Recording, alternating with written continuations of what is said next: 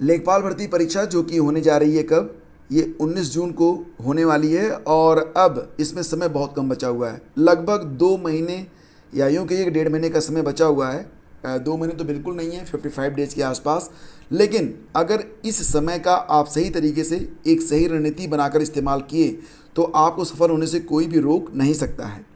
प्राचीन काल में क्या होता था, जब भी दुश्मन की सेना पर आक्रमण करना होता था या कोई दुश्मन हम पर आक्रमण कर देता था तो हम सबसे पहले उसकी सेना के बारे में सब कुछ समझ लेते थे। अगर सटीक तरीके से हमने जान लिया कि दुश्मन की सेना में कहाँ पर वीक पॉइंट है, कौन सा स्ट्रांग पॉइंट है, और उसी के मुताबिक अगर हमने अपनी रणनीति बनाई तो फिर आधी हमारी विजय यात्रा तो ऐसे ही पूरी हो जाती थी। तो कुछ ऐसी ही स्ट्रेटजी प्रतियोगी परीक्षाओं के लिए भी अपनाई जाती है। सबसे पहले तो आपको परीक्षा के बारे में सब कुछ ठीक ठाक से समझ लेना है। तो लेखपाल भर्ती की परीक्षा के बारे में बात करें तो सबसे पहले तो आप ये समझिए कि कुल मिला के 100 प्रश्न आपको मिलेंगे। सभी प्रश्न ऑब्जेक्टिव होंगे, 2 घंटे का समय होगा और सही जवाब देंगे तब आपको 1 अंक मिलेगा। गलत जवाब देने पर 1/4 नेगेटिव मार्किंग की जाएगी। तो यहाँ पर नेगेटिव मार्किंग की नौबत ही ना आए, इतनी तैयारी हमें कर लेनी है। तो दोस्तों यहाँ पर परीक्षा योजना और पाठ्यक्रम के बाद सबसे पहले देखते हैं सिलेबस को। तो देखो यहाँ पर जो सामान्य हिंदी है और गणित है और सामान्य ज्ञान है और ग्राम समाज और विकास है। तो सभी टॉपिक से ये 4 टॉपिक हैं जिससे 100 प्रश्न आपको एग्जाम में देखने को मिलेंगे। तो हिंदी, गणित, सामान्य ज्ञान, ग्राम समाज और विकास से 25-25 प्रश्न आपको मिलेंगे। तो यहाँ पर तो वेटेज सबका समान है, लेकिन अगर आप देखेंगे जब आप प्रिपरेशन करने लगेंगे तब आपको 2 बातें मूलतः समझ में आएंगी कि इसमें एक टॉपिक ऐसा है जिसको कवर करना खासा मुश्किल होता है। अगर हम स्टैटिक जीके के बारे में बात करें, करंट अफेयर के बारे में बात करें तो ये लगभग इनफाइनाइट होता है। हालांकि जो लेवल होगा वो डायरेक्ट क्वेश्चन का ज़्यादा होता है, लेकिन फिर भी सिलेबस जो है वो काफ़ी ज़्यादा होता है। तो अगर आप गणित से हैं, यानी कि अगर आपकी गणित ठीक ठाक है, अगर ठीक ठाक नहीं भी है, थोड़ी सी मेहनत अगर आप 15 दिन तक कर सकते हैं तो डेफिनेटली ये जो पोर्शन है ये आपको औरों से आगे रखेगा। बाकी सब में सामान्य हिंदी, सामान्य ज्ञान, ग्राम समाज और विकास, ये इसकी तैयारी सभी लोग प्रॉपर तरीके से करेंगे, लेकिन गणित को कुछ लोग छोड़ देंगे और ये गणित ही आपको लीड कराएगा। और अगर आपकी गणित भी कमज़ोर है, मतलब अगर आप भी गणित में कमज़ोर हैं, तब आपको जो है सामान्य ज्ञान में कुछ पोर्शन है जो कि आगे मैं आपको बता रहा हूँ उस पर ज़्यादा फोकस आपको करना पड़ेगा, ताकि जो क्षति हमें गणित में हो उसको कवर हम सामान्य ज्ञान में कर लें।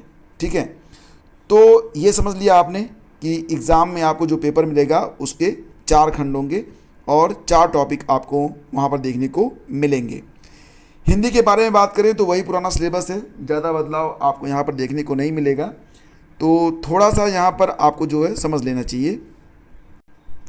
तो हिंदी कुछ खास नहीं है, हिंदी में वही चीज़ें हैं जो कि आज तक आप पढ़ते आए हैं। समास, पर्यायवाची, विलोम, तद्भव, तत्सम, संधि, वाक्यांशों के लिए एक शब्द, लोकोक्तियाँ, मुहावरे, वाक्य संशोधन, लिंग, वचन, कारक, वर्तनी त्रुटि, अनेकार्थी शब्द और अपठित गद्यांश। तो इनको जो है अगर आप लिख कर या फिर इसका प्रैक्टिस सेट भी आपके पर्याप्त होगा। कम से कम अगर 4-5 प्रैक्टिस सेट आप ठीक ठाक तरीके से लगा लेंगे, 4-5 का मतलब जो फुल साइज प्रैक्टिस सेट होते हैं, अगर उसको आप लगाते हैं तो आपको एक अच्छा खासा नॉलेज इसके बारे में हो जाएगा। बाकी चीज़ें होती हैं आपके ज्ञान पर। तो यहाँ पर आप इनके लिए चाहे तो किताब खरीदें या फिर इंटरनेट का सहारा ले लें, सारी चीज़ें आपको नेट पर मिल जाएंगी और इसके नोट्स बना लें और ये तैयारी बहुत कठिन नहीं लग रही है। इसके बाद देखिए जो अगला पोर्शन है वो है गणित का। ये चीज़ आपको लीड करा सकती है औरों से, क्योंकि इस पोर्शन पर ज़्यादातर लोग फोकस नहीं करेंगे। लेकिन अगर आप अपना श्योर सिलेक्शन चाहते हैं तो ये पोर्शन आपके लिए काफ़ी इंपॉर्टेंट है और टॉपिक भी बहुत टफ नहीं है। एक बार देखो, जब आप पढ़ते थे तब आपकी उम्र काफ़ी कम थी, आपकी समझ काफ़ी कम थी। आज आप कम से कम स्नातक होंगे, तो जब आप स्नातक हो चुके हैं तब तथ्यों को समझना पहले की अपेक्षा कहीं ज़्यादा आसान है। मतलब गणित को अब समझना आपके लिए बहुत ही आसान है। तो गणित से अगर आप डरते हैं तो डर को छोड़ दीजिए, डर तो बुद्धि को खा जाता है। तो डर से मतलब डरना तो बिल्कुल नहीं है। शांत मन से अगर आप गणित को सीखेंगे तो आधे चैप्टर तो आप ज़रूर कवर कर लेंगे, वो भी मेरे साथ। मतलब ये जो टॉपिक हैं इस पर हर टॉपिक पर एक एक वीडियो मैं आपको दूंगा। हर वीडियो को अगर आप ध्यान से 1 बार 2 बार देखेंगे, निश्चित रूप से हर चीज़ आपको बिल्कुल क्लियर हो जाएगी। जैसे कि अंकगणित और सांख्यिकी के अंतर्गत अगर आप देखेंगे तो संख्या पद्धति बहुत ही आसान टॉपिक है, लेकिन बहुत ही स्कोरिंग है। प्रतिशतता, लाभ हानि, सांख्यिकी, आंकड़ों का वर्गीकरण, बारंबारता, बारंबारता बंटन, सारणीयन संचयी बारंबारता, आंकड़ों का निरूपण, दंड चार्ट, पाई चार्ट, आयत चित्र, बारंबारता बहुभुज, केंद्रीय माप, समानांतर माध्य, माध्यिका और बहुलक। इसमें से दोस्तों कोई भी टॉपिक ऐसा नहीं है जिसको अगर आप एक बार ध्यान से सुन भर लें और वो चीज़ आपको समझ में न आ जाए। तो ये बहुत ही आसान है और बहुत ही स्कोरिंग रहेगा। जब आप एक बार थियरी को समझ लेंगे तो फिर क्वेश्चंस को अगर आप करेंगे डेफिनेटली आपको उसका हेल्प मिलेगा और आप अच्छा जो है इसमें स्कोर कर पाएंगे। आगे बढ़े तो इसमें देखो 2 पार्ट और हैं बीजगणित के अंतर्गत, एलसीएम और एचसीएफ। ये भी बहुत आसान होते हैं, बहुत टफ नहीं होता, और दोनों के बीच जो संबंध होता है इस पर आधारित क्वेश्चन अक्सर पूछे जाते हैं और बहुत ही सरल क्वेश्चन होते हैं, बहुत ही सरल मेथड पर आधारित होते हैं। आगे मैं आपको इस पर वीडियो और क्वेश्चन करवाऊंगा, तब आपको समझ में आ जाएगा। युगपत समीकरण, द्विघात समीकरण, गुणनखंड और क्षेत्रफल प्रमेय, बस आपका जो बीजगणित है ये कंप्लीट। इसके बाद फिर रेखा गणित है, तो इसमें त्रिभुज, पाइथागोरस का प्रमेय आपने पढ़ाई है, उसी पर आधारित कुछ क्वेश्चन होंगे। आयत, वर्ग, समलंब, समानांतर चतुर्भुज, समचतुर्भुज के परिमाप और क्षेत्रफल, वृत्त की परिधि और क्षेत्रफल, तो ये टॉपिक बस आपको कवर कर लेना है। तो गणित ये थोड़ा सा ज़्यादा आपको लग रहा होगा, लेकिन ये ज़्यादा नहीं है। जब आप देखेंगे, जब इस चैनल से अगर आप जुड़े हुए हैं, सब्सक्राइब कर लीजिएगा, नीचे सब्सक्राइब का लाल बटन होगा, उसको प्रेस कर दीजिएगा पहली बार अगर आए हैं, तो आप देखेंगे कि गणित आपको चुटकियों समझ में आ जाएगी और आपको यही पोर्शन औरों से बहुत आगे रखेगा। इसके बाद देखिए सामान्य ज्ञान। सामान्य ज्ञान में क्या क्या पढ़ना है आपको, तो सामान्य ज्ञान में सामान्य विज्ञान, करंट अफेयर्स, भारतीय इतिहास और स्वतंत्रता का इतिहास, भारतीय राज्य व्यवस्था और अर्थव्यवस्था, विश्व भूगोल और जनसंख्या, और कंप्यूटर के प्रारंभिक ज्ञान के प्रश्न, ये हैं सामान्य ज्ञान के प्रश्न। तो इसमें देखो जो सामान्य विज्ञान है, सामान्य विज्ञान में जो प्रश्न आएंगे इसमें बायोलॉजी से प्रश्न ज़्यादा होते हैं और फिजिक्स और केमिस्ट्री के भी क्वेश्चन होते हैं। इसको जो है मैं आपको करवा दूंगा, इसके सारे प्रश्न लगभग आपको कंप्लीट करवा दिए जाएंगे। करंट अफेयर आप ज़्यादातर फोकस करिए जनवरी से लेकर अब तक, ठीक है। जून में परीक्षा होनी है तो जनवरी, फरवरी, मार्च, अप्रैल और मई, ये 5 महीने अगर आप फोकस कर लेंगे करंट अफेयर का, एक भी छूटेगा नहीं। भारतीय इतिहास और स्वतंत्रता का इतिहास, इसके बारे में आप कैसे पढ़ें, तो देखो जो बाज़ार में बहुत सारी किताबें उपलब्ध हैं, उसमें से कई किताबें ऐसी हैं जो कि बहुत ही चर्चा में रहती हैं। जैसे कि अगर आप चाहें तो घटना चक्र ले सकते हैं या फिर किरण कंपटीशन टाइम्स की किताब ले सकते हैं। तो अगर आप उसको लेके एक बार देख लेंगे तो ये सारी चीज़ें आपकी कवर हो जाएंगी। इसी प्रकार से भारतीय राज्य व्यवस्था और अर्थव्यवस्था, विश्व भूगोल और जनसंख्या। जनसंख्या के लिए तो मैं आपको पूरा कवर करवा दूंगा, जनसंख्या पर कोई ज़्यादा क्वेश्चन नहीं होते हैं, 100-150 क्वेश्चन बनते हैं, उस पर एक वीडियो और एक छोटी सी PDF मैं आपको दे दूंगा, उससे सारे जो क्वेश्चन होंगे वो आपके कवर हो जाएंगे। विश्व भूगोल पर थोड़ा सा आपको फोकस करना पड़ेगा, इस पर जो मेन टॉपिक है वो भी मैं कवर करवाने की कोशिश करूँगा। कंप्यूटर के प्रारंभिक ज्ञान के प्रश्न मतलब 200-250 क्वेश्चन रहेंगे, तो चैनल पर मैं अपलोड कर दूंगा, बस उसी को देख लेना और आपका काम चल जाएगा। कुछ मेगा वीडियोज आएंगे चैनल पर जो कि मेरी रणनीति में है आपकी तैयारी के लिए, तो जो मेगा वीडियोज होंगे उससे आपको डेफिनेटली सारे प्रश्न लगभग मिल जाएंगे। 100% तो कोई नहीं कह सकता, लेकिन मैक्सिमम क्वेश्चन आपको देखने को इसमें मिल जाएंगे। और देखिए जब आप तैयारी करते हैं तो कुछ प्रश्न ऐसे भी याद ही जाते हैं जो कि कहाँ से आते हैं कोई नहीं जानता है, लेकिन उसको आप अपने लॉजिक से हल कर लेते हैं और बहुधा वो प्रश्न सही भी हो जाते हैं, ठीक है। तो इस प्रकार से आपको जो है सामान्य ज्ञान की तैयारी कर लेनी है। करंट अफेयर मैं आपको पढ़ा ही रहा हूँ, तो करंट अफेयर के लिए आपको दिक्कत नहीं है। अगर आप चाहें तो जनवरी से लेकर जनवरी, फरवरी, मार्च, ये 3 महीने की जो करंट अफेयर की PDF है ये चैनल पर अपलोड कर दी गई है। इसकी PDF आप डाउनलोड कर लीजिएगा, लिंक इसी वीडियो के डिस्क्रिप्शन में है। और बाकी के जो टॉपिक हैं इस पर वीडियोज आपको अवेलेबल करवाए जाएंगे। इसके बाद बात करें तो ग्राम समाज और विकास, और ये टॉपिक लोगों को बहुत डरा रहा है, लेकिन इसमें डरने वाली कोई बात नहीं है।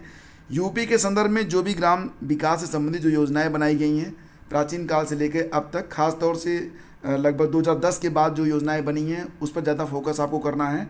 तो बस यही चीज़ें हैं यहाँ पर, और ज़्यादा कुछ आपको फोकस नहीं करना है, ठीक है। तो ग्राम समाज और विकास, इसमें जो है ग्राम विकास कार्यक्रम और ग्राम विकास की योजनाएं और प्रबंधन, ग्राम्य विकास शोध प्रणालियाँ, ग्राम विकास की योजनाएं, सामाजिक विकास, ग्राम विकास और भू सुधार, त्रिस्तरीय पंचायती राज व्यवस्था, ये टॉपिक आपको सुनने में थोड़े से अटपटे पहली बार लगेंगे, लेकिन जब आप पढ़ेंगे तो सारी चीज़ें आपको बहुत ही आसान लगेंगी। तो दोस्तों ये चीज़ें मैं जो आपको बता रहा हूँ, अगर आप ये चीज़ें अभी से फॉलो करना स्टार्ट कर देंगे तो आपकी जो सफलता है वो संदिग्ध नहीं होगी। 100% आप श्योर रहिए कि आप बिल्कुल सफल रहेंगे। और कौन कौन सी बुक आपको परचेज करनी चाहिए, तो मार्केट में बहुत सारी बुक्स हैं, मैं किसी भी बुक का नाम नहीं लेना चाहता, लेकिन ये आपको ज़रूर कहूँगा कि जो किताबें जो भी किताब आप खरीदें उस पर एक बार आप ठीक ठाक तरीके से विचार जरूर कर लें और ये देख लें कि वो किस पब्लिकेशन की है और उस पब्लिकेशन की रेपुटेशन क्या है। वैसे मैं हर टॉपिक पर आपको शॉर्ट नोट अवेलेबल करवा दूंगा और सबसे अंत में आपसे यही कहूँगा कि मार्केट से आप कुछ लें या ना लें, लेकिन रेगुलर 2 काम आप जरूर करिएगा। पहली बात ये कि रेगुलर कोई भी चैनल आप चाहें तो स्टडी विद ज्ञान प्रकाश नहीं कि इस चैनल को भी फॉलो कर सकते हैं। यहाँ पर आपको डेली एक प्रैक्टिस सेट मिलेगा, उस प्रैक्टिस सेट को जरूर लगाइएगा जिसमें आपको 25 से 40 प्रश्न प्रतिदिन दिए जाएंगे। ये प्रश्न बहुत ही संभावित रहेंगे। और दूसरी चीज़ ये कि मार्केट से भी कोई एक प्रैक्टिस सेट खरीद लीजिएगा और उस पर प्रैक्टिस करते रहिएगा। जो भी न्यूमेरिकल्स आपको मिलेंगे मैथमेटिक्स में, सारे न्यूमेरिकल्स आप हल करते रहिए। नहीं आता है औरों से पूछिए, नेट का सहारा लीजिए, या फिर अगर आप चाहें तो उस क्वेश्चन को आप मुझे ईमेल भी कर सकते हैं। मेरी ईमेल आईडी है studyvidgyan@outlook.com। वहाँ पर जाकर आप मुझे मेल कर दीजिएगा, उसका सलूशन मैं आपको ज़रूर भेजूँगा। तो दोस्तों इस प्रकार से हमें तैयारी करनी है और वीडियो को समाप्त करने से पहले कुछ चीज़ें आपसे बताना चाहूँगा ताकि जो आपकी एनर्जी है वो बिल्कुल फोकस्ड रहे। कहते हैं ना कि सूरज की रोशनी को अगर एक लेंस से फोकस कर दिया जाए तो वो आग भी लगा सकती है, लेकिन जब वो बिखरी रहती है तो वो कुछ नहीं कर पाती है। तो उसी प्रकार से अपने मन और शरीर को शांत रखिए। मतलब ये कि किसी से अनावश्यक जो है वार्ता में मत उलझिए और जो बाहरी भोजन होता है उसको मत खाइए। चटपटी चीज़ें हमारे मन को एकाग्र होने में परेशानी पैदा करती हैं, जैसे कि चिप्स खा लिया आपने या फिर अगर आप मार्केट की जो भी चीज़ खाते हैं वो चीज़ें हमारे मन को अशांत करती हैं। कोशिश करें कि घर की चीज़ें खाएं। अगर आप हॉस्टल में रहते हैं, कमरे में रह के तैयारी करते हैं, तो मार्केट में से चना मिल गया, सत्तू मिल गया, लाई मिलता है, नींबू मिल जाता है, तो ऐसी चीज़ें खाएं जिसमें जो है केमिकल्स और जो मसाले होते हैं ज़्यादा प्रयोग में ना होते हों। इससे आपका मन भी मजबूत रहेगा, शरीर भी शांत रहेगा और तमाम बीमारियों से आप दूर रहेंगे। सहनशील बनिए। अनावश्यक अगर कोई कुछ आपको बोल भी देता है तो बात को बढ़ाने से बेहतर है कि जस्ट इग्नोर इट, ताकि आपका जो मन है वो शांत रहे और फोकस रहे अपनी स्टडी में, क्योंकि आगे चलकर स्टडी काम आएगी। और कोई कुछ भी कह के आज निकल जाने तो ये समय समय की बात है, आप सफल हो जाएंगे। वही व्यक्ति आपको आके सलाम करेगा, आपके सामने झुकेगा।